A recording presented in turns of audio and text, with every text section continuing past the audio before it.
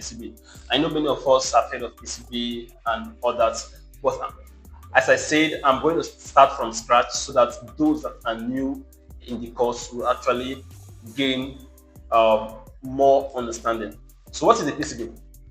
A PCB, a PCB in brackets, printed circuit board, is a foundational electronics component.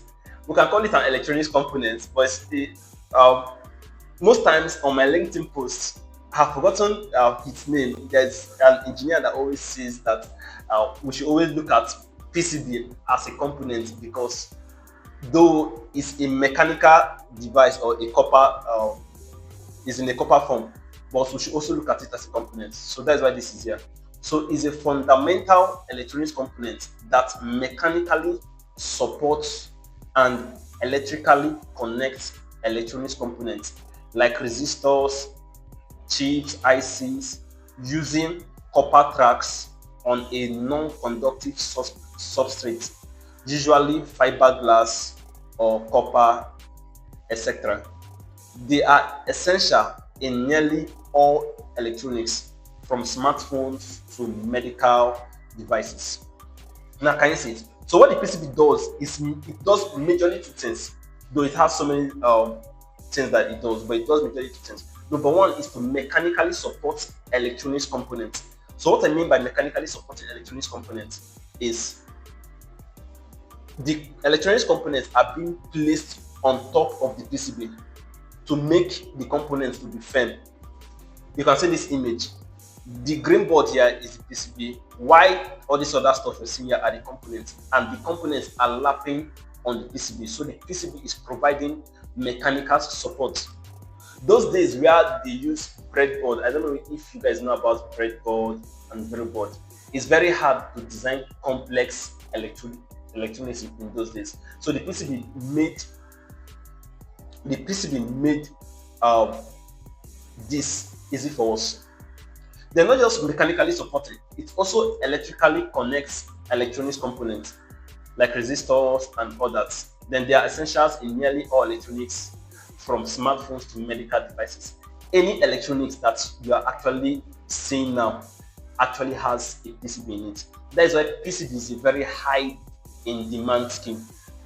PCB is a very high in demand scheme. Most people meet me and say,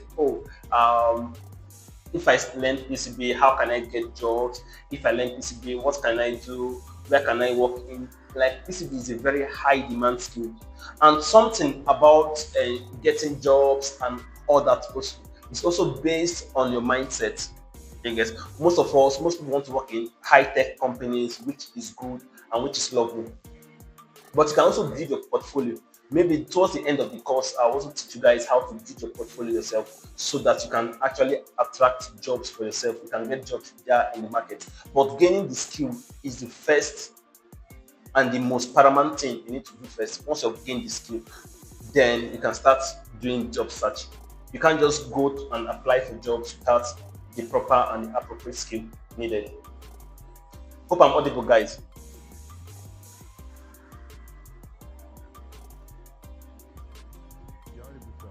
Okay, please guys, make sure if there are any questions, you can type on the group. I'll also give you guys maybe time towards the end of the session.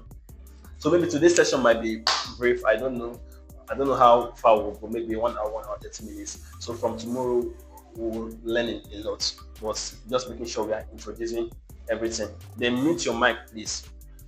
Okay, so that is for PCB. You get this for PCB. One thing you need to know, the PCB mechanically supports components and electrically connects components together. These are two major stuff you need to know. It mechanically supports components and it electrically connects components. So I'll also tell you guys something, though it's not part of my slide. We have different types of PCB. We have the single layer PCB board.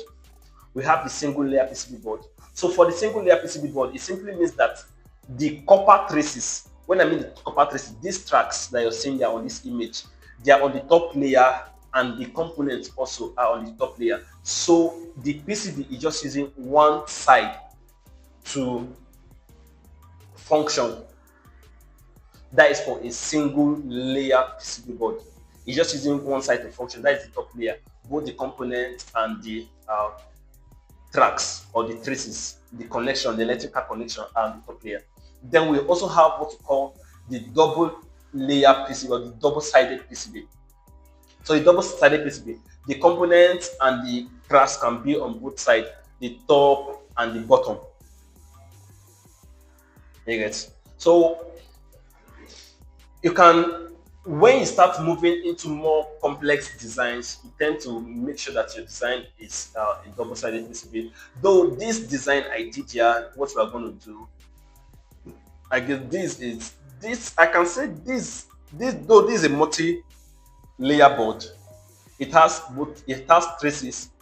It has four layers. Again, though the components are just on the top layer. I just made the components to be on the top layer. That's what I did. But let me just move on.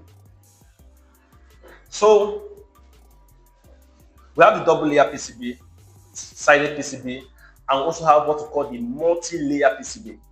So the multi-layer PCB has components on the top and on the bottom, and it has electrical connection on the top, the bottom, and it has what we call inner layers.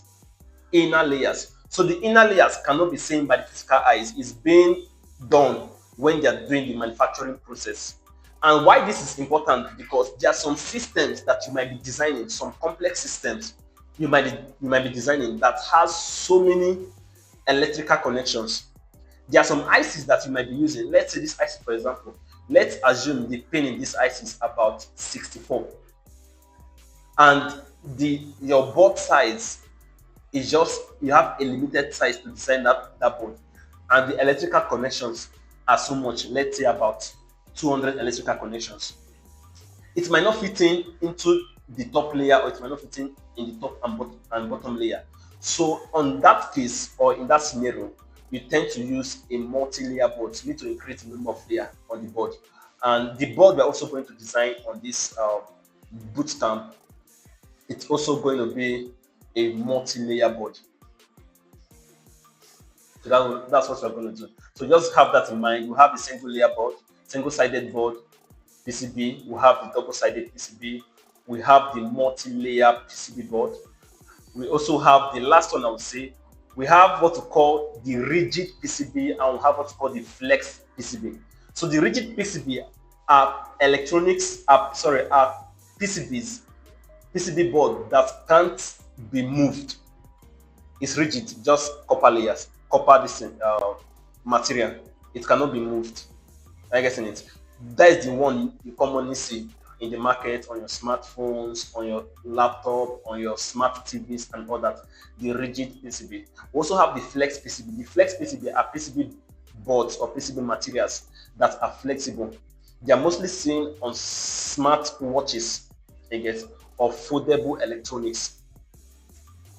Smartwatches or foldable electronics. That's where you see those PCB boards.